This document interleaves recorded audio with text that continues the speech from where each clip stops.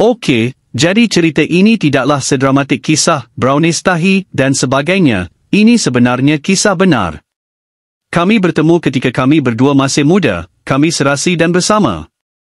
Kami berpindah ke tanah airnya, saya bergelut dengan negara baru, bahasa baru, mencari pekerjaan dan segala macam masalah itu. Beberapa tahun selepas itu saya mendapati ada lelaki lain, kami bergaduh, kami berbaik semula, dia berjanji tidak akan berjumpa dengannya lagi.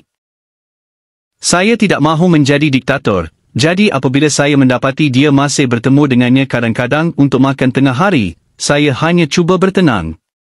Berulang kali, selama bertahun-tahun, saya akan risau tentang celaka ini, dan saya akan bertanya kepadanya secara berkala sama ada hubungan kami baik-baik saja, dan dia akan membuat saya merasa seolah-olah semuanya baik-baik saja.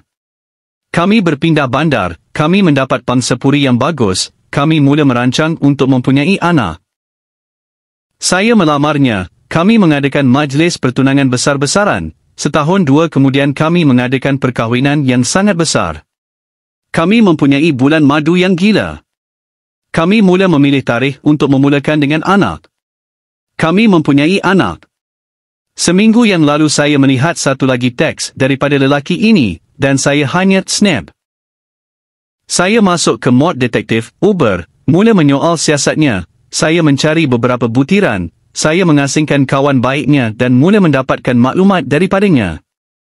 Isteri celaka saya berbohong setiap minit, menafikan butiran, bersumpah di hadapan saya, tetapi 10 minit kemudian mengakui lebih banyak lagi. Selama 3 minggu. Setiap malam adalah mimpi ngeri ketika saya cuba menerima apa sahaja perkara baru yang baru dia akui, dan pada waktu pagi saya akan bertanya lagi, adakah itu sahaja? Dan tidak, selalu ada lagi. Akhirnya saya pergi ke rumah lelaki celaka ini dan dia rebah dan memberitahu saya segalanya. Mereka telah menjadi folk Buddhis tetap selama 7 tahun.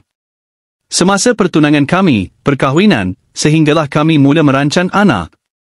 Ujian DNA sedang dalam perjalanan. Isteri celaka saya, banging, dia tanpa kondom, malah mendapat ketuat kelamin daripadanya dan tidak pernah terfikir untuk menyebutnya. Pasangannya sepanjang masa ini juga tidak tahu apa-apa. Isteri celaka saya, Fuk, dia di katil kami sendiri ketika saya pergi melawat keluarga.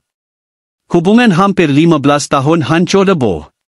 Saya tidak kisah sangat pun tetapi lelaki ini adalah satu big fat fucking mess. Emas kepada sesiapa sahaja yang memberi saya nasihat yang baik sekarang.